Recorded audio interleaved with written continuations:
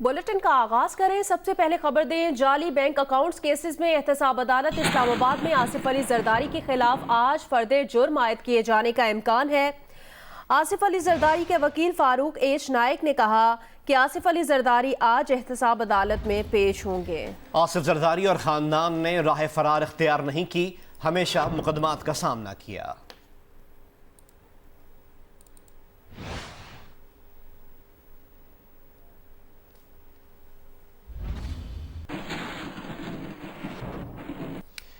वजीर दाखिला एजाज शाह ने अपोजिशन की तहरीक और रैलियां रियासत मुखालिफ करार दे दी। वजीर दाखिला एजाज शाह का कहना है कि जमहूरी रिवायात इदारों की इज्जत पामाल करने की इजाज़त नहीं देती। नवाज शरीफ एहतसाब से बचने के लिए बैरून मुल्क से रियासत मुखालिफ प्रोपेगेंडे की तरवीज कर रहे हैं। उन्होंने कहा ये एजेंडा सिर्फ मुल्क में इंतशार फैलाने के लिए किया जा रहा है। वजीर दाखिला ने यह भी कहा कि पाकिस्तान और इसके इदारों के तहफ़्फ़ुज़ को यकीनी बनाना हमारा फ़र्ज़ है और इस पर किसी किस्म का समझौता नहीं किया जा सकता।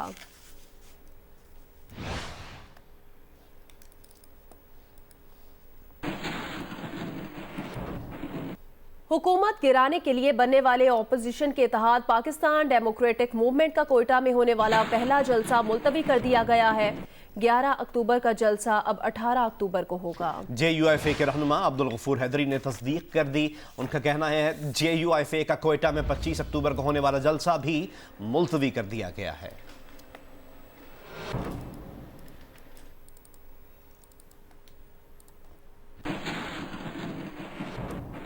और अब जिक्र वजीर दिफा परवेज खटक का, जिन्होंने कहा है कि अपोजिशन मुल्क को गैर मुस्तहकम करने की कोशिशों में मसरूफ है। PDM तहरीक चलाने से पहले पारा पारा हो जाएगी। मौलाना फजलुर रहमान और अपोजिशन की क़ब्ल वक्त इंतखाबात की ख्वाहिश कभी पूरी नहीं होगी। नौशहरा में जलसे से खिताब में परवेज खटक ने कहा अपनी करप्शन और चोरी छुपाने की खातिर PDM की बुनियाद रखी गई। नवाज शरीफ इक्तदार से महरूमी का बदला आवाम से न ले, इदारों पर तनकीद नून लीग का वतीरा बन गया है। एहतजाज करना सबका हक है, लेकिन कानून हाथ में लेने की इजाजत किसी को नहीं देंगे।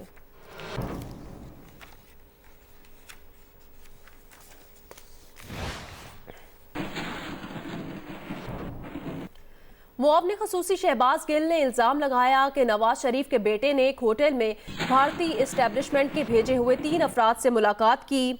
नवाज शरीफ ने खुद एक सिफारत खाने में जाकर खुफिया मुलाकात की।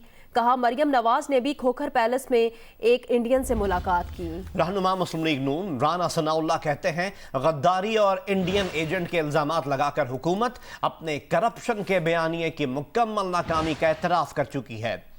मुस्लिम लीग नून के रुकन पंजाब असम्बली सैफुल मलूक खोकर ने इल्जाम रद्द कर दिया।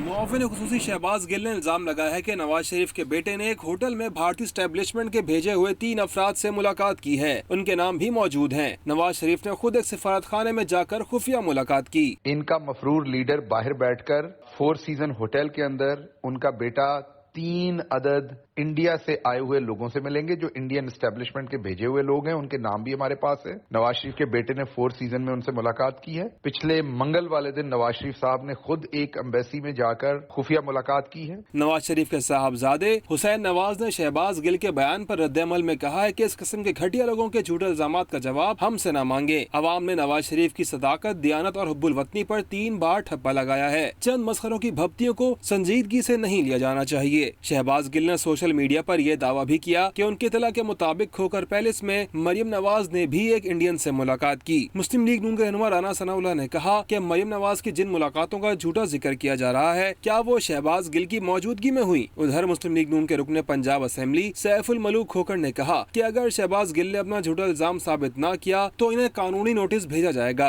इंडियन शख्स छोड़ के किसी से भी खोखर पैलेस में मुलाकात हुई हो तो मैं आपको चैलेंज करता हूं, अगर आप साबित कर दें तो मैं और मेरा भाई अफजल खोखर दोनों रुकनीयत से इस्तीफ़ा देंगे। अगर आपने साबित ना किया तो मैं आपको अदालतों में घसीटूंगा। इसके जवाब में शहबाज गिल ने कहा कि खोकर साहब, हमें पता है आप जैसे लोग मुल्क दुश्मन बयानी का हिस्सा नहीं हैं। आप तो खुद मजबूर और फंसे हुए हैं। ये मुलाकात आपकी तरफ नहीं हुई। लाहौर में कई और खोकर हाउस और खोकर पैलेस मौजूद हैं। इसका जवाब मरियम बीबी को देने दें कि ये मुलाकात कहाँ हुई। एक और अहम अपडेट आपसे शेयर करें कि IMF के मुतालबे पर वफाकी हुकूमत की तरफ से बिजली और गैस महंगी करने की तैयारियां की जा रही हैं।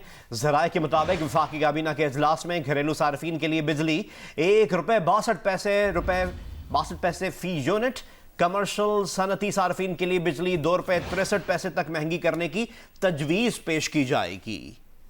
आपको बताएं कि वज़ीर आज़म की ज़ेर सदारत वफाकी काबीना का इजलास कल होगा। मौजूदा हुकूमत गुज़श्ता 2 बरस में अब तक बिजली की कीमत में ₹3.85 फी यूनिट इजाफा कर चुकी है। अवाम गुज़श्ता बिजली की कीमतों में इजाफे की मद में 450 अरब रुपए का इजाफी बोझ बर्दाश्त कर रहे हैं। गैस को भी अब तक 334% महंगा किया जा चुका है। माहाना 200 यूनिट वाले सार्फिन के लिए बिजली की कीमत में 32 पैसे इजाफा करने पर भी गौर होगा। गैस 15% तक महंगी करने की तजवीज़ भी मंजूरी के लिए पेश की जाएगी।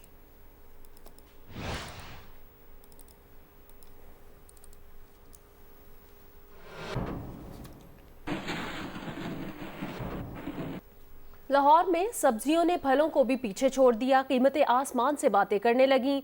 लोग बढ़ती महंगाई के खिलाफ सरापा एहतजाज हैं। उनका कहना है आम आदमी के लिए 2 वक्त की रोटी भी मुश्किल बना दी गई है। हुकूमत और इंतजामिया की जानिब से कोई चेक एंड बैलेंस नहीं है। रिपोर्ट करेंगे अदनान मलिक।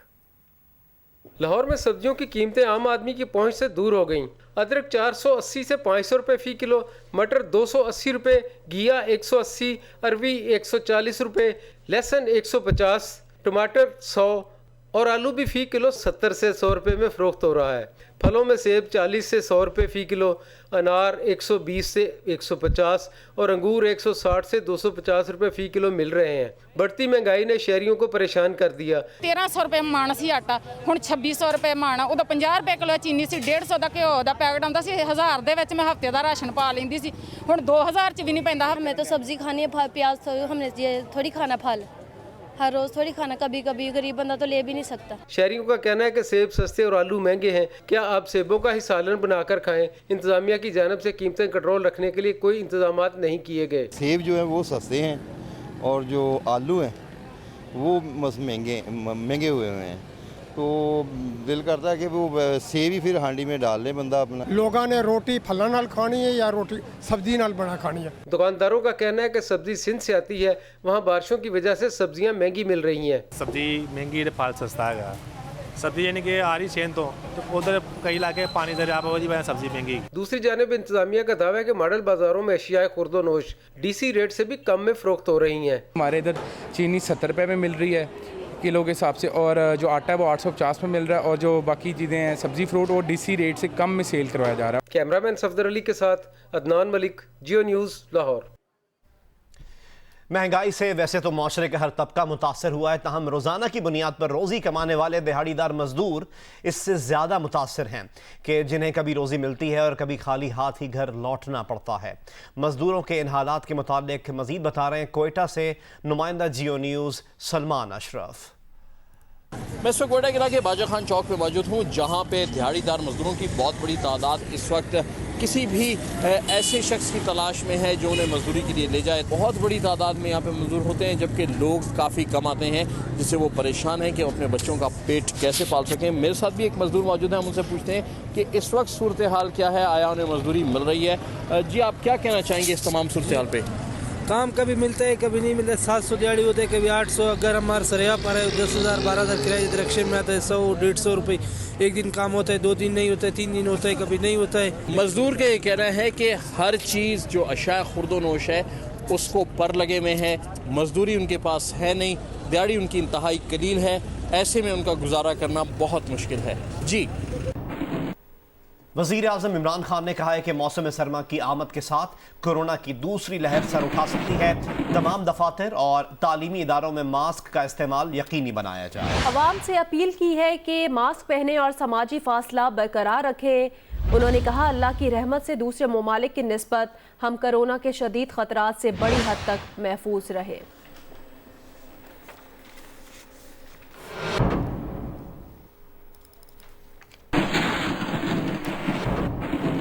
आज़ाद कश्मीर हुकूमत ने दोबारा कोरोना लॉकडाउन का फैसला कर लिया। आज़ाद कश्मीर में कोरोना के मुस्बत केसेस की शरह 8.3% तक पहुँच गई है।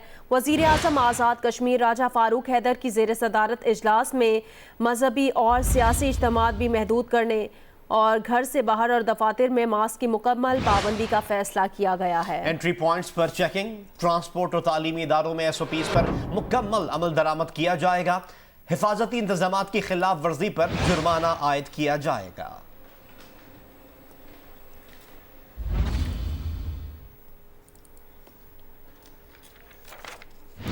मुल्तान में स्मॉग को कंट्रोल करने के लिए महकमे माहौलियात और वेस्ट मैनेजमेंट ने मिलकर काम का आगाज कर दिया है।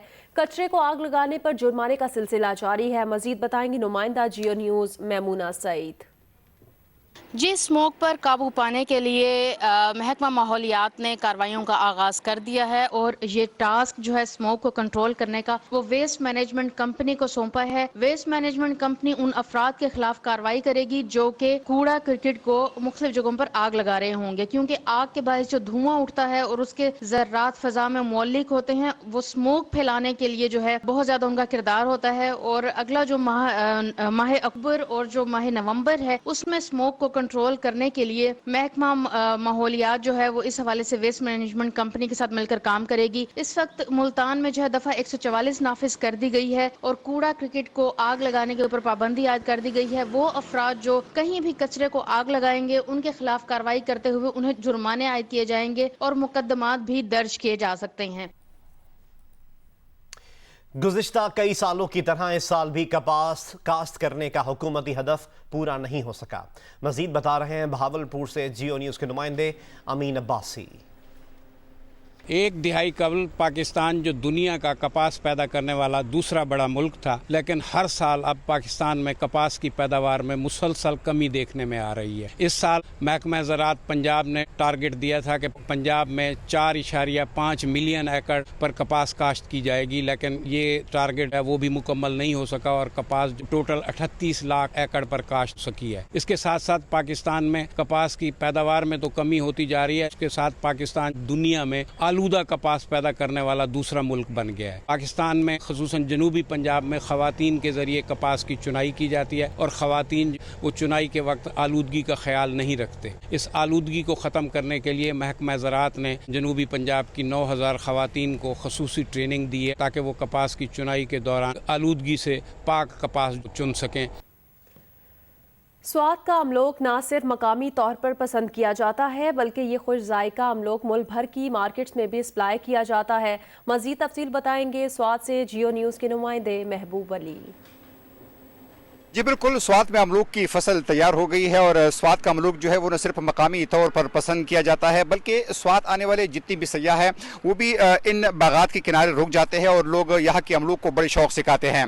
यहाँ के किसानों से जो हमारी बात हुई है तो वो उनका ये कहना है कि स्वाद में तकरीबन 20,000 एकड़ रकबे पर अमरूद की फसल जो है वो काश्त की गई है।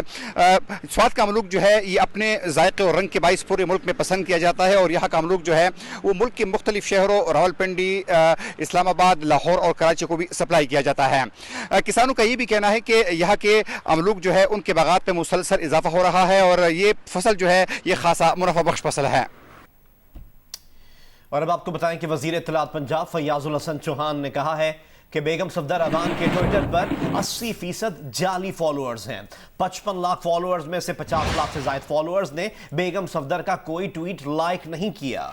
20 लाख से जायद डेड फॉलोअर्स हैं। फयाज चौहान ने दावा किया कि कैलिबरी कोइन के 1898 फॉलोअर्स ने एक ही दिन ट्विटर अकाउंट्स बनाए। तकरीबन 10 लाख फॉलोअर्स का अपना कोई फॉलोअर नहीं। फयाज चौहान ने कहा कि धांधली और शरीफ खानदान एक दूसरे के लिए लाजिम व मलजूम हैं।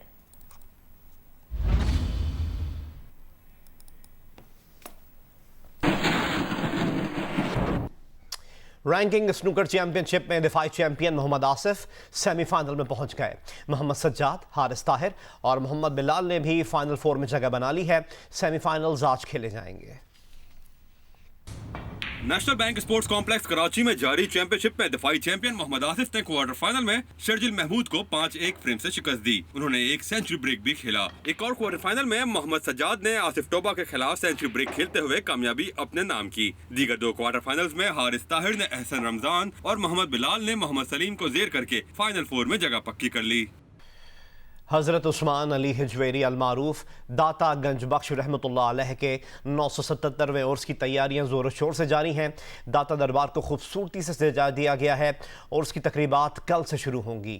लाहौर से रिपोर्ट करेंगे जाहिद शेरवानी। बरे-सगीर पाक हिंद में इस्लाम की अशात में सूफिया कराम का बहुत अहम किरदार रहा है। तकरीबन 1000 साल पहले अजीम सूफी बुजुर्ग हजरत अली अजवेरी रहमतुल्लाह अलैह लाहौर तशरीफ लाए। अपने हुस्न इखलाक से उन्होंने दीन इस्लाम को इस खित्ते में फैलाया। हर साल इस्लामी महीने सफ़र की 18, 19 और 20 तारीख को हजरत अली अजवेरी अलमारूफ दाता गंज बख्श रहमतुल्लाह अलैह का उर्स अकीदत और एहतराम से मनाया जाता है।